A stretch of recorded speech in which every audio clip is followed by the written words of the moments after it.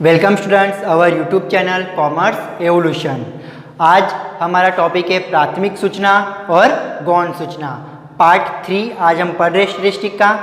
आज भी थियरी है क्योंकि पूरा चैप्टर आपको पता है थियरी का है। ओके स्टूडेंट्स, लेकिन आज की थियरी बहुत इंपॉर्टेंट है क्योंकि जो मैं आज पढ़ाने वाला हूँ वो 100% एग्जाम में पूछा जाएगा। फिक्स होता है कि प्राथमिक सूचना और गौण सूचना से रिलेटेड इस चैप्टर में से आपको क्वेश्चन पूछे ही जाते हैं। इसलिए आज का वीडियो आपको लास्ट तक देखना है और अच्छे से पढ़ाई करनी है। ओके स्टूडेंट्स,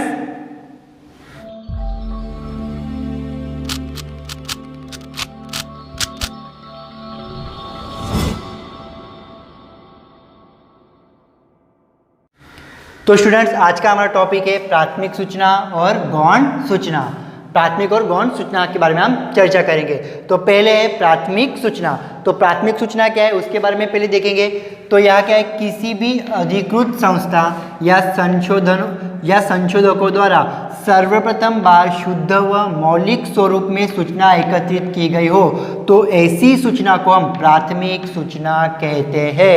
मतलब सबसे पहली बार कैसी सूचना, शुद्ध और मौलिक सूचना। ये इंपॉर्टेंट है। शुद्ध मतलब क्या, इस सूचना का किसी ने पहले उपयोग नहीं किया, किसी ने आपसे सूचना नहीं ली, ये फर्स्ट टाइम हो रहा है। तो फर्स्ट टाइम क्या, शुद्ध व मौलिक स्वरूप में सूचना एकत्रित की गई हो तो ऐसी सूचना को हम प्राथमिक सूचना कहते हैं। ओके स्टूडेंट्स, फिर से एक बार, किसी भी अधिकृत संस्था मतलब कोई भी संस्था होती है, अधिकृत मतलब बड़ी संस्था, अधिकृत संस्था या संशोधकों द्वारा सर्वप्रथम बार शुद्ध व मौलिक स्वरूप में सूचना एकत्रित की गई हो तो ऐसी सूचना को प्राथमिक सूचना कहते हैं। मतलब जो भी सूचना वो एकत्रित कर रहे हो फर्स्ट टाइम है, यह सूचना आज से पहले किसी ने यूज नहीं की तो उसको हम क्या कहेंगे, प्राथमिक सूचना।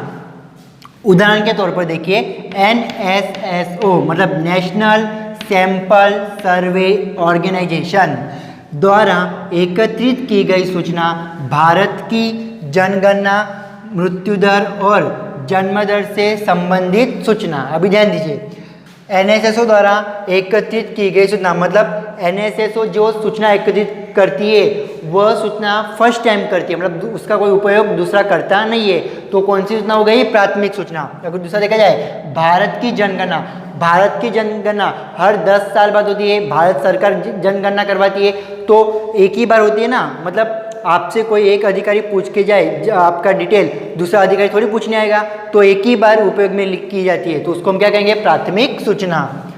और जन्म दर और मृत्यु दर संबंधित सूचना भी, जन्म दर और मृत्यु दर संबंधित सूचना जो होती है वो हमारी क्या होती है, प्राथमिक सूचना।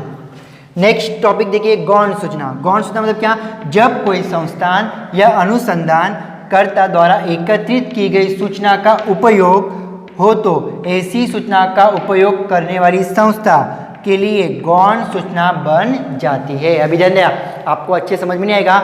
मान लीजिए कोई एक बार सूचना एकत्रित की गई और वही सूचना कोई दूसरी संस्थान या अनुसंधान करता यूज कर रहा है तो उसको हम क्या कहेंगे, गौण सूचना। एग्जाम्पल फॉर, यहाँ हमने देखा भारत की जनगणना देखा था, तो भारत की जनगणना कौन करवाती है, तो भारत सरकार। तो भारत सरकार के पास सूचना आ गई, अब वह सूचना कौन मांग रहा है, यहाँ पर यूएनओ भारत सरकार से वह डेटा मांग रहा है। कौन सा डेटा, भारत की जनगणना। मतलब पहली बार तो सूचना किसने एकत्रित की थी, भारत सरकार ने, तो कौन सी थी, प्राथमिक सूचना। अब वही सूचना वही डेटा कौन मांग रहा है, तो वही डेटा वही सूचना यूएनओ मांग रहा है। तो यूएनओ कितनी बार उपयोग करे, दूसरी बार उपयोग करे, क्योंकि पहली बार किसने उपयोग किया, भारत सरकार ने, दूसरी बार कौन उपयोग कर रहा है, यूएनओ। तो यूएनओ के लिए जो मैं डेटा दूंगा वो कौन सा डेटा, वो कौन सी सूचना दूंगा, गौण सूचना। ओके स्टूडेंट्स, देखो यहाँ भी वही दिया है कि जब कोई संस्थान या अनुसंधानकर्ता द्वारा एकत्रित की गई सूचना का उपयोग हो तो ऐसी सूचना का उपयोग करने वाली संस्था के लिए गौण सूचना बन जाती है। मतलब फर्स्ट टाइम उसका उपयोग हो चुका है और दूसरी बार उसका यूज कर रहा है तो कौन सी सूचना बन जाएगी, गौण सूचना। उदाहरण के तौर पर देखिए, न्यू दिल्ली द्वारा एकत्रित की गई जन्म दर और मृत्यु दर की सूचना यूएनओ द्वारा फिर से प्रकाशित की जाती है। अभी देखो, जन्म दर और मृत्यु दर की सूचना कौन एकत्रित करता है, दिल्ली। ओके, फिर दिल्ली ने वो प्रकाशित की थी, फिर से वो कौन प्रकाशित कर रहा है, यूएनओ। मतलब यूएनओ जन्म दर और मृत्यु दर के जो आंकड़े प्रकाशित कर रहा है वो पहले ऑलरेडी किसने प्रकाशित किए थे? दिल्ली सरकार ने। अब सेकंड टाइम कौन कर रहा है? यूएनओ। तो यूएनओ के लिए जन्म दर और मृत्यु दर के आंकड़े जो है वो जो सूचना है वो कौन सी सूचना कहलाएगी? गौण सूचना कहलाएगी। ओके स्टूडेंट्स, तो ये थे प्राथमिक सूचना और गौण सूचना के बारे में जानकारी। अब हम देखेंगे प्राथमिक सूचना और गौण सूचना के बीच का अंतर। तो देखिए प्राथमिक सूचना और गौण सूचना।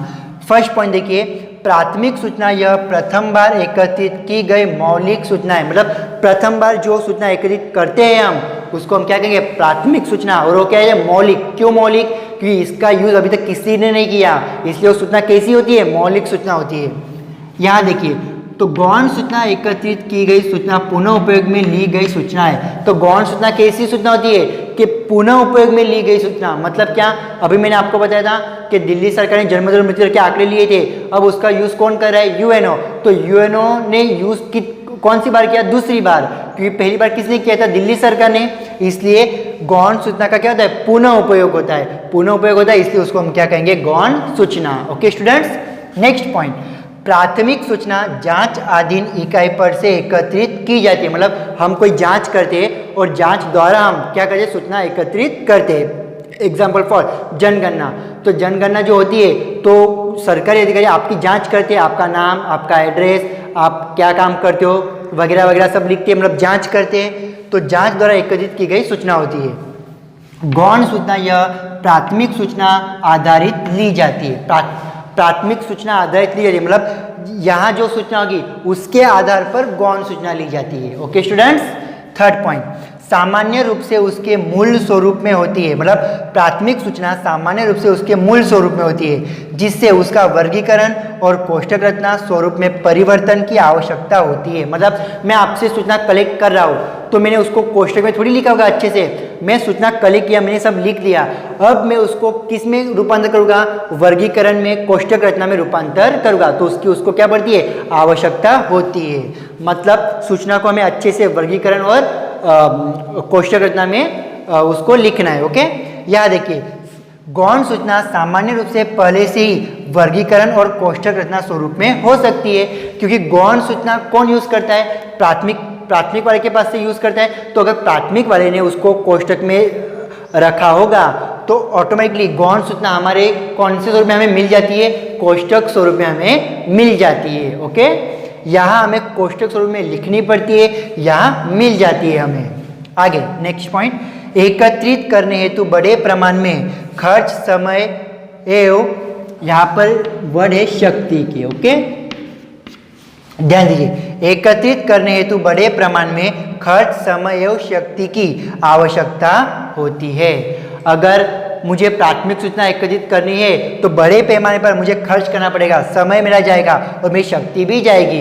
अभी सिंपल सी बात है, अगर कोई सर्वे वाला अधिकारी, जनगणना वाला अधिकारी आपके घर पे आ रहा है तो वो अपने कंपनी से या अपने ऑफिस से आपके घर तक आ रहा है तो उसका आने जाने का खर्चा होगा। फिर वो पूरे दिन काम करेगा तो उसका खाने पीने का खर्च होगा, घूमेगा यहाँ से वहाँ गाड़ी में तो पेट्रोल का खर्च होगा। तो यहाँ पर खर्च और समय भी पूरा दिन जाएगा उसका। तो खर्च, समय एवं शक्ति की आवश्यकता होती है। यहाँ देखिए, सूचना की प्राप्ति हेतु खर्च, समय एवं शक्ति की आवश्यकता कम होती है। यहाँ पर हमें खर्च, समय एवं शक्ति की आवश्यकता प्रमाण में क्या होती है? कम होती है। ओके, क्योंकि हमें बैठे बिठाई सूचना मिल जाती है। लास्ट पॉइंट हमारा, सामान्य रूप से विश्वसनीय होती है। प्राथमिक सूचना क्या होती है? विश्वसनीय होती है, क्योंकि खुद अधिकारी लोगों से मिलकर सूचना कलेक्ट करता है, इसलिए वो क्या है? विश्वसनीय। और गौण सूचना क्या होता है? अन्य द्वारा दी जाती है, इसलिए विश्वसनीय कम होती है। अब गौण सूचना कहाँ से मिलती है? प्राथमिक से। मान लीजिए प्राथमिक सूचनाकर्ता जो है वो आपको झूठी इन्फॉर्मेशन दे देते हो तो यह सूचना कम विश्वसनीय होती है। ओके स्टूडेंट्स, तो इस तरह से प्राथमिक सूचना और गौण सूचना के बीच का अंतर था। कोई भी पॉइंट में कुछ भी प्रॉब्लम हो तो आप कमेंट बॉक्स में लिखिएगा। ओके स्टूडेंट्स, आज के लिए इतना ही। आपको चैनल को लाइक करना है, सब्सक्राइब करना है और शेयर करना है। ओके।